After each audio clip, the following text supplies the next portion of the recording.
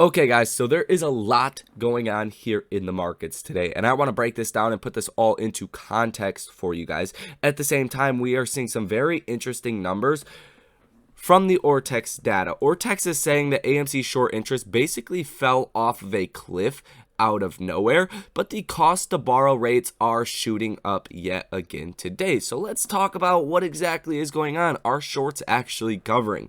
If you guys don't understand the answer to that, if you can't see through the sarcasm there, the answer is they are not. But there's a clear answer to what is happening with Ortex. So we're going to dive into all of this key information. The Fed is tomorrow, and they are going to probably rock the stock market in a very bad way, and I want to talk about why that is. There's really no win for the Fed or for the markets at this current time. So let's get into it. Hit the like button and subscribe to the channel to help push this video out to as many people as possible to hopefully help them make a little bit of money as well. After all, that is all our goal here on this channel and just investing in general. Get yourself those free stocks with Webull, Moomoo, and Public down below in the description of this video. And if you guys want to come trade with me live in real time, link down below in the pinned comment. We are currently hedging out for the Fed meeting coming tomorrow, and it's going to be very exciting. So let's get into this information, guys. And first thing that I do want to start with is the information and the data that we did get today. So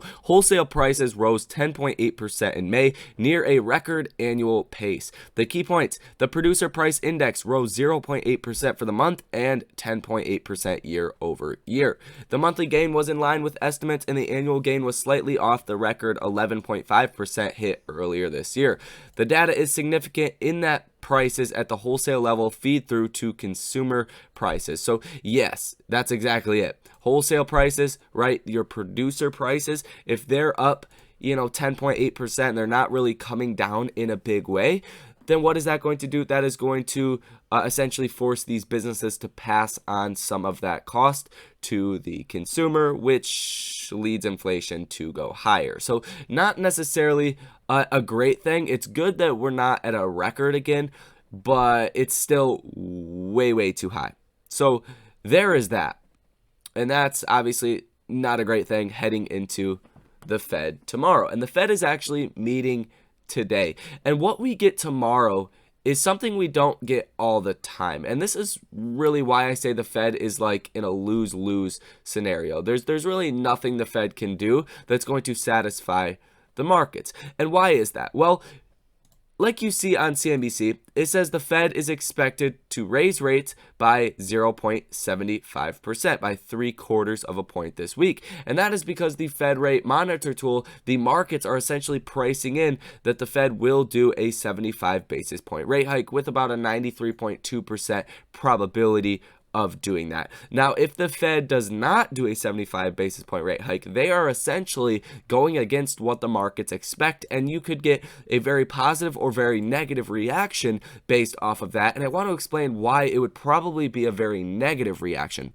But the Fed has never went against what the markets have priced in for like the last 40 or 50 years. So that would be unprecedented in and of itself. The Fed usually does what the markets are pricing in, and that's why the markets have been pricing in a much more aggressive Fed, and that's why the Fed has gotten much more aggressive. Now, if the Fed comes out and does the 50 basis point rate hike, just the 0.5% rate hike like we were expecting only just a couple of days ago before that CPI report that we got on Friday, we were only expecting a 0.5% rate hike. After the CPI report, we started to expect a 75 basis point rate hike. Now, if the Fed does not do that 75 basis point rate hike, if they stick with the 0.5% rate hike, why the markets might look at that as a very negative thing, they might say, hey, the Fed is not going to be able to control inflation, right? You could see that playing out. You could see that overall idea start to spread in the markets. And if the Fed does a 75 basis point rate hike, the markets are going to say, wow, the Fed is going to push us into a recession. This is crazy. And basically either way, probably going to sell off after the Fed. Now, what we get tomorrow is something we usually don't get. It only comes out every 3 months, but it's basically the summary of economic projections, and that's from the Fed, and you can see this right here, FOMC economic projections, and they basically say, hey, GDP, we expect that to be right here by the end of the year. We expect unemployment to be here by the end of the year. We expect inflation to be this number by the end of the year. Now, why is that important? Well, because we got the last one in March, and what the Fed expected for GDP was about 2.8% GDP growth. They don't even expect the unemployment rate to tick up until 2025, and we're starting to get more announcements of layoffs here today. Redfin laying off 18% of their staff. Literally, if you guys follow Unusual Whales, which I'm sure a lot of you guys do, you could just see it all, right? Compass to cut 10% of its workforce.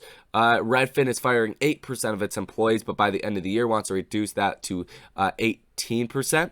Lots of other companies, right? Even Tesla reducing their employees by 10%. So it's like if the Fed comes out and keeps saying that everything is peachy, we're going to get the soft landing, there's a low probability of a recession, and they keep their forecast super high, the markets are going to say, yeah, you guys are not credible. We cannot believe what you're saying because the data is telling us something totally different, and the markets would probably sell off on that information. At the same time, if the Fed comes out and says, hey, shit is bad, expect GDP maybe 0.5% this year, maybe, that's going to be really bad as well, right? So there's like no good way out of this at all.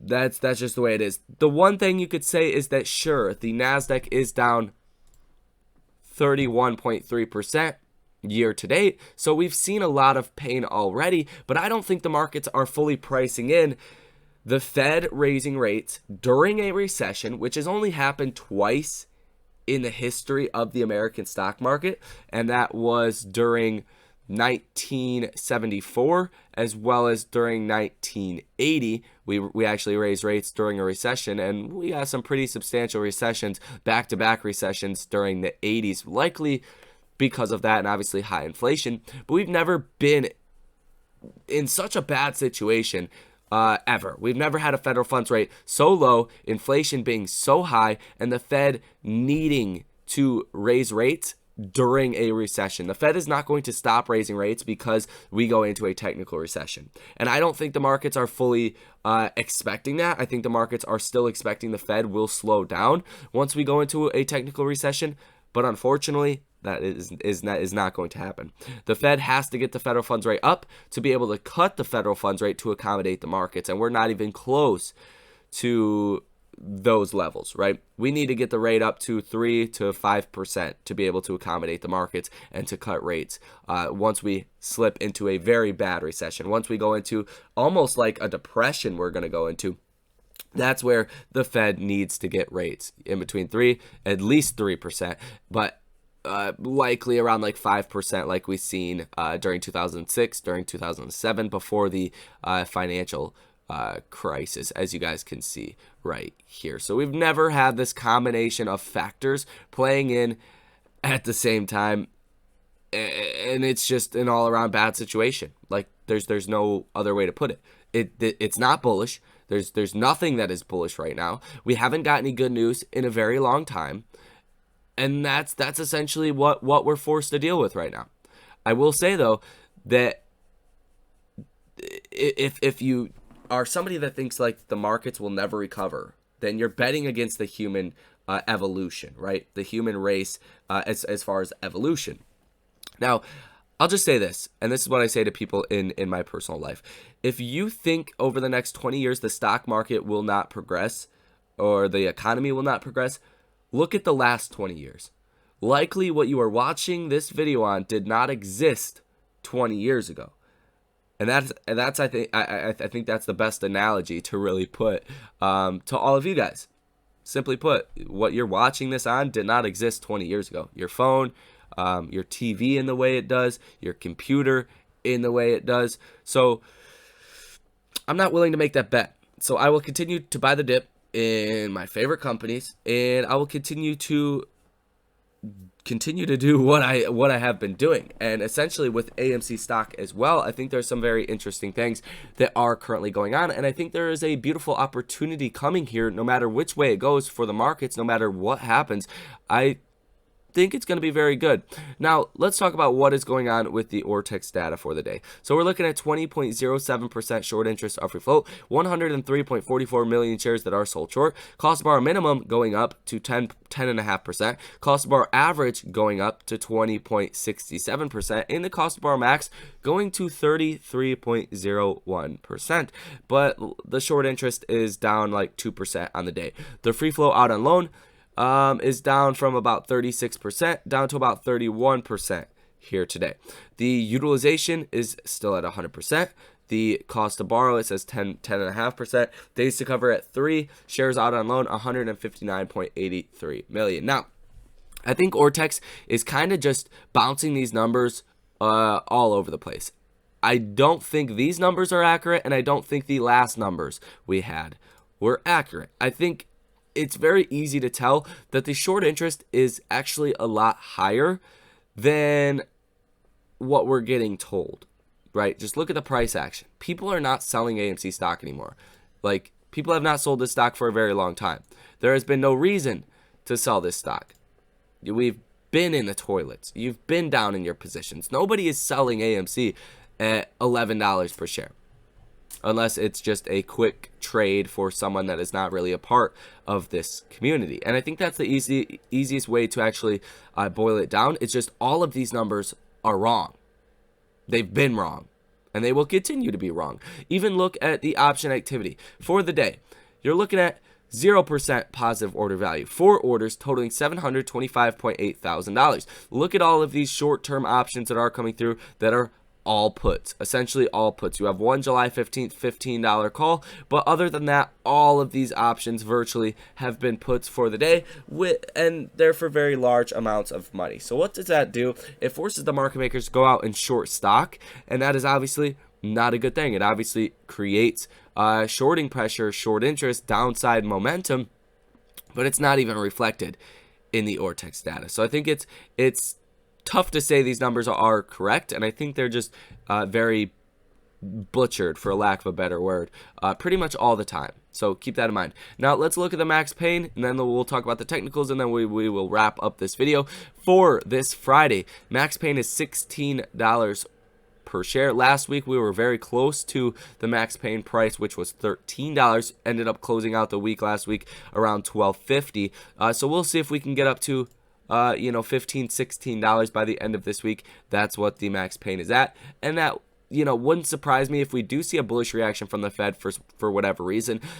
You could see a substantial gamma squeeze. So we're looking at 8,100 calls that are in the money, 366,000 calls that are out of the money, and 130,000 puts that are currently in the money. Just the out the money calls and the in the money puts, if half of them went in the money for the call side and half of the puts went out of the money, you'd be looking at about 25 million shares that would have to be hedged for, and aka bought on the open markets, and that is like the total amount of volume we've seen for yesterday, right? So I think it could be quite substantial if we do get that bullish reaction, and the fact that AMC is up 1.57% today, I think is a bullish thing in and of itself. A lot of stocks are down quite dramatically today, so I think that is a good thing overall. Now, if we're looking at this on a technical basis, like I said, and I'll say it again, not too much has changed. We're just really in this range, waiting for new information, waiting for a catalyst, waiting for some kind of data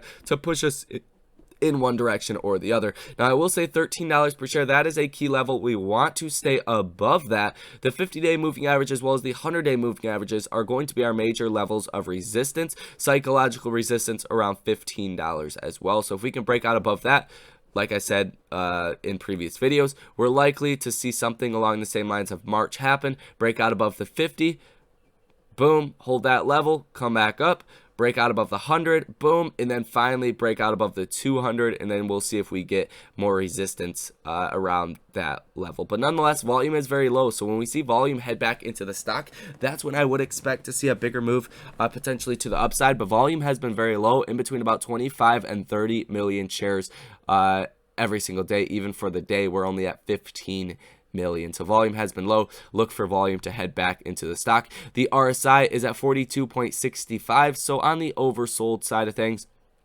Definitely not bullish at all. The MACD is slightly bullish, but it looks like it does want to go bearish, which is surprising. It's even been bullish for this long, honestly, to be honest with you guys. So that is pretty much going to be all for this video. That's what you guys need to know. Hopefully this information helps you guys make some money. Hopefully it puts the markets into a little bit of context, because I know it's tough right now to try to figure out, you know, what's going to happen based off of like 10 different things that essentially are happening. Even tomorrow, which I did not put this in this part of the video, but we do also have retail sales that come out at 7:30 in the morning, and that's going to give us that initial potentially bullish reaction or bearish reaction. So hopefully this information resonates with you guys. Hopefully it makes some sense.